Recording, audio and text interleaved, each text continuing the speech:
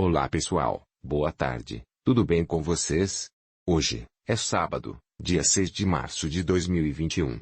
Esse é o canal da Juliana Barroso, que é um canal que trata sobre o comportamento humano, autoconhecimento, notícias, geopolítica e tutoriais de todos os tipos. Sejam todos muito bem-vindos a este canal. O assunto que iremos tratar hoje diz respeito ao narcisismo perverso ou maligno. Narcisismo maligno refere-se a uma manifestação específica e menos comum de transtorno de personalidade narcisista. Alguns especialistas acreditam que esse narcisismo é o subtipo mais sério. Na quinta edição do Manual Diagnóstico Estatístico de Transtornos Mentais, DSM-5, não é considerado um diagnóstico formal. Mas muitos psicólogos e especialistas em saúde mental usam esse termo para descrever um conjunto específico de traços de personalidade. De acordo com o Dicionário de Psiquiatria Campbell, o narcisismo maligno combina as seguintes características: transtorno de personalidade narcisista, transtorno de personalidade antissocial, agressão e abuso contra outras pessoas, contra você ou ambos. Ilusão. Continue assistindo para aprender mais sobre narcisismo maligno, incluindo características comuns, como ele se compara a doenças sociais e se pode ser tratado. Quais são as características do narcisismo maligno? O narcisismo maligno pode ser apresentado de muitas maneiras, não há uma lista clara de características. Também é muito difícil distinguir entre narcisismo maligno e transtorno de personalidade narcisista grave, especialmente para pessoas que não são profissionais de saúde mental. É por isso que é melhor evitar o uso deste termo, ou termos relacionados, como narcisismo, para se referir a alguém, especialmente se você não for um profissional de saúde mental com conhecimento prévio dessa pessoa. Da mesma forma, os especialistas ainda não chegaram a um consenso sobre o padrão de narcisismo maligno. No entanto, muitos especialistas em saúde mental ainda consideram sua existência como parte do narcisismo. Também existe um consenso geral sobre os possíveis sintomas. No entanto, esse narcisismo pode ocorrer com qualquer combinação das seguintes categorias de sintomas.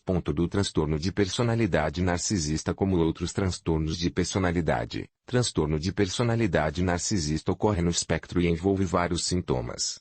O DSM-5 lista 9 recursos que ajudam a identificar transtorno de personalidade narcisista, mas apenas 5 recursos são necessários para fazer um diagnóstico. Os sintomas comuns do transtorno de personalidade narcisista incluem grandes fantasias e comportamentos, como preocupações sobre o sucesso pessoal, poder e atratividade ou atratividade sexual, pouca ou nenhuma empatia pelas emoções ou sentimentos de outras pessoas, muita necessidade de atenção, admiração e reconhecimento, autoimportância exagerada, como a tendência de exagerar talentos ou realizações pessoais. Acredite nos pontos fortes e vantagens pessoais. Um senso de direito. Tendência a usar outros ou explorar outros para ganho pessoal. Comportamentos e atitudes arrogantes ou hipócritas. Ter ciúme dos outros e acreditar na tendência dos outros de invejá-los. Pessoas com transtorno de personalidade narcisista geralmente têm problemas para lidar com as mudanças. Quando se sentem desprezados, podem se sentir frustrados ou humilhados. Ter dificuldade com a insegurança e vulnerabilidade quando outras pessoas parecem admirá-los sem a admiração e a satisfação que merecem. Essa situação também costuma envolver dificuldades em controlar as emoções e as respostas comportamentais ao estresse. Transtorno de personalidade antissocial. A principal característica dessa situação é o desrespeito consistente pelos sentimentos dos outros. Isso pode incluir manipulação e engano, bem como abuso físico ou emocional. Outro componente importante é a falta de remorso por comportamento antiético. O comportamento violento ou agressivo pode ser um sinal dessa condição, mas algumas pessoas com ODA nunca apresentam comportamento violento. Pessoas com DAP geralmente apresentam sintomas de distúrbios comportamentais na infância.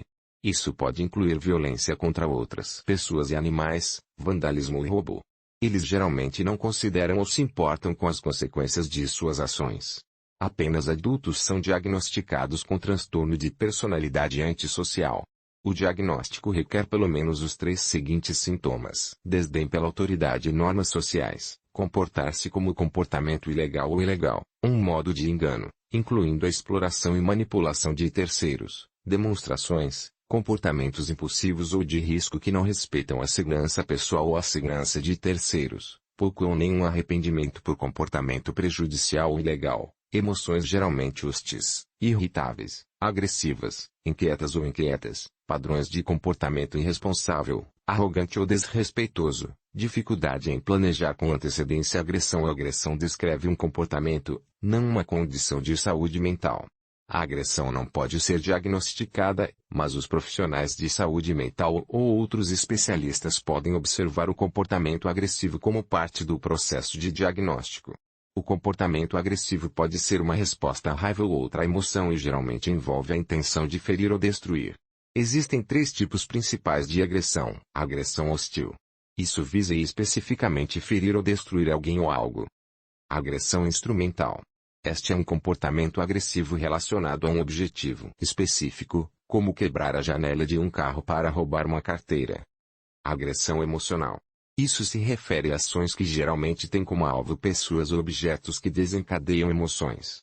Se a fonte real não puder ser especificada, ela também pode ser redirecionada. Correr contra paredes em vez de outras pessoas é um exemplo de agressão emocional, especialmente quando a ação envolve o desejo de ferir. Sadismo. Sadismo é o prazer de humilhar alguém ou torná-lo miserável. O DSM-5 lista o sadismo sexual como uma condição que envolve a excitação sexual e está relacionado à ideia de causar dor desnecessária às pessoas que discordam. Mas o sadismo em si não é um diagnóstico de saúde mental, nem sempre é sexual. Pessoas com tendências abusivas podem gosta de magoar os outros, gosto de ver os outros sofrendo, causa excitação sexual ao ver os outros sofrendo, passe muito tempo fantasiando sobre machucar os outros, mesmo que eles realmente não o façam. Quer machucar os outros quando está com raiva ou com raiva, gosta de insultar os outros, especialmente em público, tendência a comportamento ou comportamento agressivo. Esse vídeo continua na parte 2. Se você gostou desse boletim diário, deixe seu joinha, comente e compartilhe amplamente, para que outras pessoas tenham acesso a essa informação e para contribuir para o crescimento do canal. Agradecemos a atenção de todos e desejamos um excelente final de semana repleta de notícias boas e surpreendentes.